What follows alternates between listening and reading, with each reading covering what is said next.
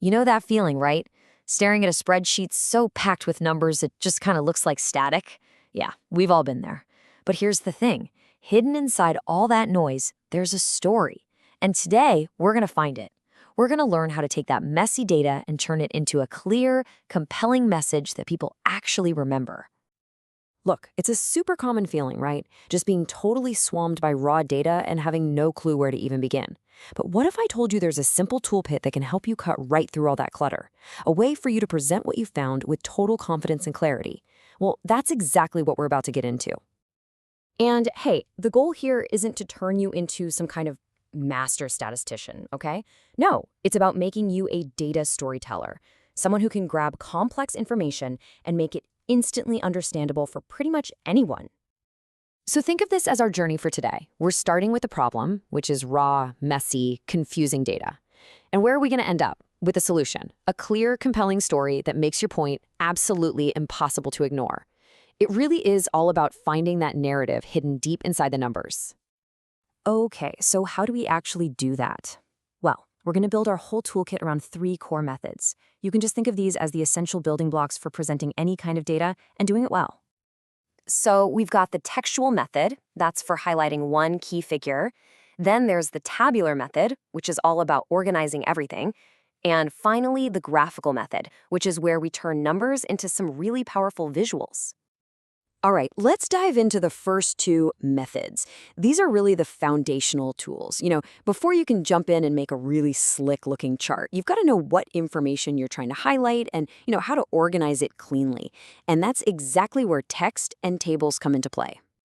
This right here, this is the textual method in action. And it's honestly as simple as it sounds. You just pull out the single most important insight from your data and you put it into a sentence. That's it. Instead of making your audience hunt around for the main point, you're just handing it to them on a silver platter, you're directing their focus exactly where you want it.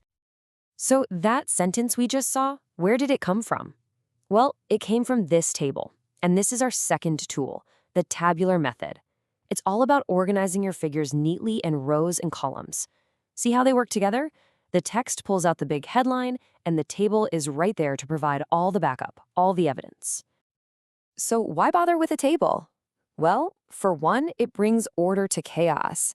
It lets you and your audience make really quick, easy comparisons. And honestly, a really well-designed table, it's so powerful it can often stand completely on its own, telling its whole story without a single extra word of text. Okay, so we know how to organize our data. Now let's talk about making it visually pop. This is where we get into the graphical method. And let me tell you, this is probably the most powerful tool in the whole kit for grabbing people's attention and making your data stick. And this quote right here, it just gets to the heart of it, doesn't it?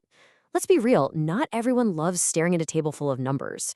In fact, a lot of people are kind of scared of them. But almost everyone can understand a picture. Graphs are basically your secret weapon for making data accessible to a way, way wider audience. But, and this is a big but, you have to be careful. A bad graph is way worse than no graph at all. For a graph to actually work, it has to follow 4 simple rules. It needs to be accurate, so you're not misleading anyone. It has to be clear, so people get it instantly.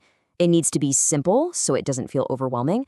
And finally, it should be professionally appealing, so people take it seriously. You nail those 4, and you're golden. All right, you've decided to use a graph. Awesome. But now what? You've got a ton of options in front of you, so let's do a quick tour of the most common charts out there so you know exactly which one to reach for depending on the story you're trying to tell. Let's start with a classic head-to-head, the line chart versus the column chart. It's actually super simple. Is your story about showing a trend or some kind of movement over a period of time? Boom, you want a line chart. Is your story about comparing the size or magnitude of different things right now? Then you want a column chart. Just think. Time versus size. It really is that straightforward. Now, let me introduce you to the column chart's very useful cousin, the horizontal bar chart. So what's its superpower? It's fantastic at handling long labels. You know when you have categories with really long names and they get all squished and ugly on a column chart? Well, just flip it on its side. A horizontal bar chart gives all that text room to breathe and keeps your whole visual looking clean and professional. And here it is, the famous pie chart. Now, this chart does one thing, but it does it perfectly. It shows parts of a whole. Think percentages, right? Like budget breakdowns or market share. It's great for that. But to use it the right way, there is one absolutely crucial rule you gotta follow. 6. That's it. Just remember that number. A good effective pie chart should have no more than 6 slices. The second you go over 6, it just becomes this cluttered, confusing mess, and your audience can't easily tell what's going on. So, what do you do if you have like 7, 8, even 10 categories? Whatever you do not try to cram them all into a pie chart. The whole thing just gets confusing and your main message gets totally lost. The solution? It's simple. Switch back to that horizontal bar chart we just talked about. It can handle way more categories and still keep the comparisons crystal clear. Last up, we've got the pictograph. This one's kind of fun. It uses little symbols or pictures instead of bars to show the data. Now, its biggest strength is just grabbing attention. It's super visual, really engaging. The trade-off, it's not very precise. So it's great for giving a general vibe of the numbers, but not so great for detailed, exact comparisons. So, what's the big takeaway from all this?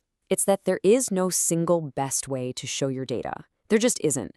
The right choice always depends on 3 things: your data, your audience, and, most importantly, the specific story that you're trying to tell. So I'll leave you with this final thought. The next time you see a chart, anywhere, in the news, in a report, don't just glance at it. Really look at it. Ask yourself, what choices did the person who made this make? What story are they trying to tell me? And maybe, more importantly, is it the right one?